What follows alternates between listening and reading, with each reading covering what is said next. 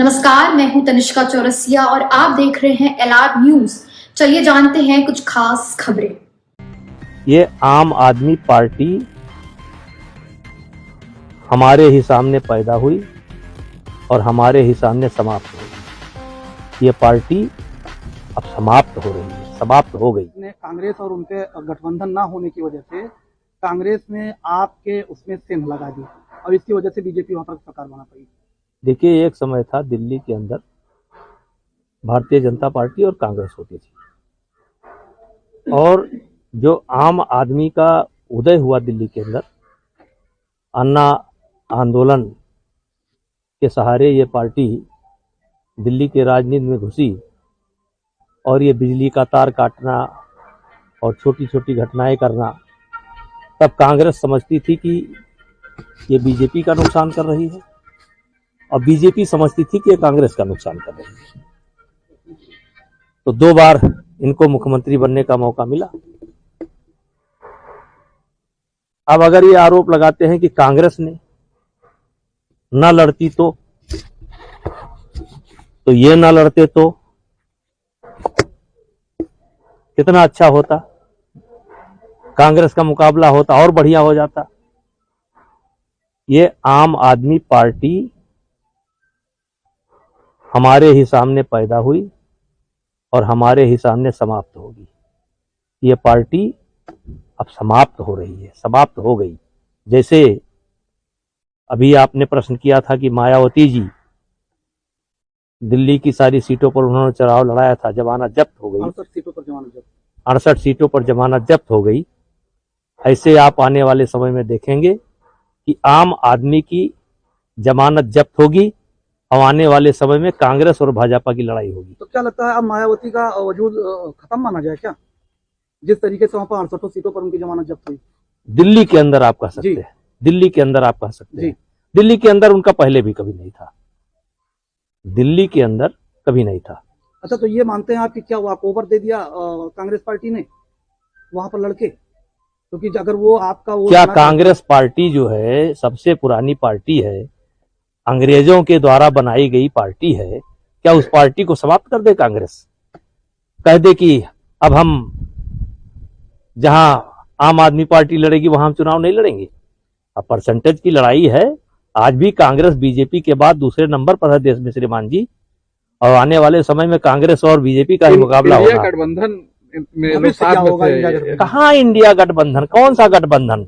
ये देखिए, ये समय समय पर ऐसे गठबंधन होते रहते हैं। ये स्वार्थ के गठबंधन है, ये दिल का मिलन नहीं है। ये ऐसे मिलते हैं और फिर दिल के टुकड़े हजार हुए, कोई यहाँ गिरा कोई वहां गिरा। जब चुनाव बीतता है तो अपने आप सब समाप्त हो जाते हैं। अब फिर आएगा क्या लगता है दिल्ली 28, क्या लगता है दिल्ली में कौन मुख्यमंत्री बनने जा रहा है? ये हमारा विषय नहीं है। अच्छा नेताजी, जिस तरीके से देखिए कि दिल्ली ने 48 सीट जीत के आपने पूर्ण बहुमत की सरकार बना ली, सीधा बिहार में और बंगाल में इसका क्या असर होने वाला है? आपके कार्यकर्ता कितने उत्साहित होंगे? देखिए, बिहार में क्या होगा, बंगाल में क्या होगा, हम इतनी बड़ी भविष्यवाणी नहीं कर सकते हैं। लेकिन लोकसभा के बाद जिस तरीके से लगातार हरियाणा, महाराष्ट्र, दिल्ली जैसे प्रदेशों पर भारतीय जनता पार्टी पूर्ण बहुमत की सरकार बनाने का काम कर रही है, इससे भारतीय जनता पार्टी के कार्यकर्ताओं का हौसला बहुत बुलंद है। और आज शायद 15 राज्य ऐसे हो चुके हैं जिन पर भारतीय जनता पार्टी के मुख्यमंत्री हैं। उत्तर प्रदेश के चुनाव में क्या असर पड़ेगा इसका? क्योंकि आप अगला चुनाव उत्तर प्रदेश पर लोग देख रहे हैं, क्योंकि बड़ा स्टेट है उत्तर प्रदेश। जब आएगा तो आपको बता देंगे। अच्छा, ये जो मिल्कीपुर आपने रिकॉर्ड वोटों से चुनाव जीता है, क्या इसे आप अयोध्या की जीत मान रहे हैं? नहीं, देखिए ऐसा है, मिल्कीपुर में भारतीय जनता पार्टी ने बहुत अच्छी रणनीति बनाई। एक तो लगभग 200 सड़कें, एक विधानसभा के अंदर 200 सड़कें, करोड़ में मेरे पास आंकड़ा नहीं है, लेकिन ये 500 करोड़ भी हो सकता है, 1000 करोड़ भी हो सकता है। मुख्यमंत्री जी ने वहां पर सैंक्शन किया, यानी विकास जो रुका था, हर गांव में कहीं जो है पुलिया बन रही है, कहीं सड़क बन रही है, पूरी विधानसभा में काम शुरू हो गए। दूसरा, जो सांसद जी हैं, इनको जिन लोगों ने भी अयोध्या नरेश की पदवी दी, उन्होंने तो नहीं दिया, लेकिन जब उनका परिचय अयोध्या नरेश, तो कहीं ना कहीं ये जनता को बुरा लगा। और फिर जब उन्हीं के बेटे को टिकट मिला तो फिर जनता को बुरा लगा। और फिर भारतीय जनता पार्टी ने, क्योंकि अवधेश प्रसाद जी का जो मूल आधार था वोट का, वह है पासी समाज, और भारतीय जनता पार्टी ने पासी समाज को टिकट दे दिया, पासी समाज के एक बेटे को टिकट दे दिया, और पासी समाज का 70% वोट इस बार भारतीय जनता पार्टी के पक्ष में गया।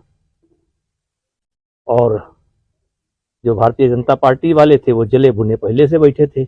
वो अयोध्या नरेश की जब बात होती थी तो कहीं ना कहीं चुभती थी, तो रिजल्ट आ गया, रामरुष्ट हो गए।